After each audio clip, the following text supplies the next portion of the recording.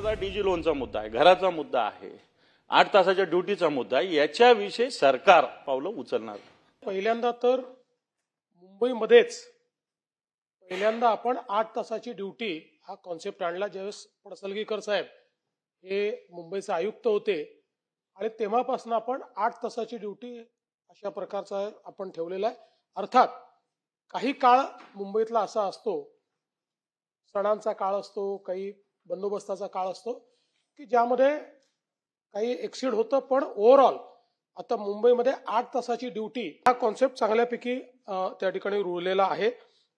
त्यासोबत आपण समजा आता सगळीकडे म्हणजे महाराष्ट्रामध्ये पोलिसांना विकली ऑफ आपण देतो. विकली ऑफ कधी कधी आपल्याला देता येत नाही, तर त्याचंही आपण एनकॅशमेंट हे मोठ्या प्रमाणात वाढवलेलं आहे आणि चांगल्या प्रकारे आता आपण ते एनकॅशमेंट देतो. आधी आपण फार कमी पैसे द्यायचो, ते एनकॅशमेंट देखील मोठ्या प्रमाणात वाढवलेलं आहे. विशेष असं या पोलिसांचं अशा प्रकारचं मानसिक संतुलन बिघडणार नाही किंवा त्यांच्या काय अडचणी आहेत अशा बाबतीत एक समुपदेशन या ठिकाणी शासन करण्याबाबत ठोस अशी भूमिका या ठिकाणी घेईल का, अशा प्रकारचा एक प्रश्न आहे. पोलिसांची जी काही मानसिक अवस्था अनेक वेळा होते त्या संदर्भात त्यांचं काउन्सिलिंग झालं पाहिजे. खरं म्हणजे आपण काही महत्वाचे निर्णय या निमित्ताने घेतलेले आहेत. पहिल्यांदा तर आपल्या असं लक्षात येतं की ज्या प्रकारचा ताण हा पोलिसांवर आहे त्यातून लाईफस्टाईल डिसीजेस मोठ्या प्रमाणात पोलिसांमध्ये पाहायला मिळतात. हायपरटेन्शन असेल, डायबेटीस असेल आणि मग त्याचा त्यांच्या हेल्थवर मोठ्या प्रमाणात परिणाम होतो. आणि म्हणून आता आपले जे पोलीस आहेत यांच्याकरता 40 वर्षाच्या वर ते जेवढे पोलीस आहेत त्यांना वर्षातनं एकदा कंपल्सरी चेकिंग आणि 50 वर्षाच्या वर जे आहेत त्यांना वर्षातनं 2दा कंपल्सरी चेकिंग असा आपण नियम केलेला आहे.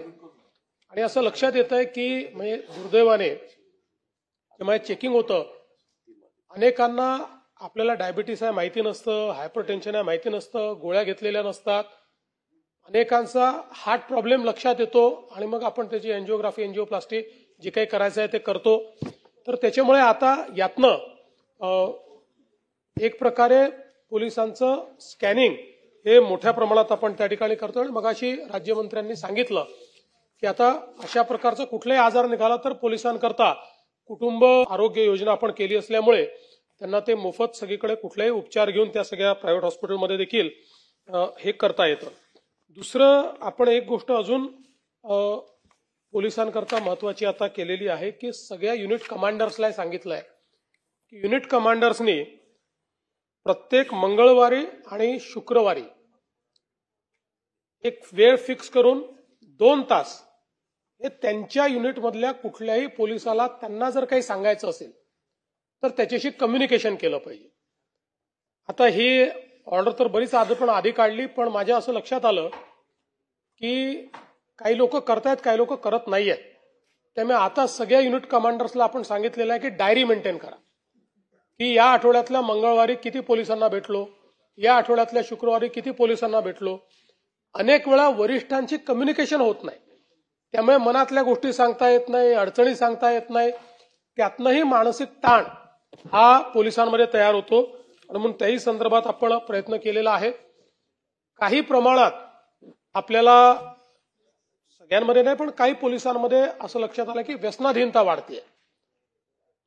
ही व्यसनाधीनता कमी करण्याचा प्रयत्न आपला त्या ठिकाणी चालू आहे. त्याकरता सगळ्या युनिट कमांडर्सनी म्हणजे वेगवेगळ्या युनिटनी काय काय केलं त्याची यादी आहे. ती काही यादी मी इथे वाचून दाखवत नाही,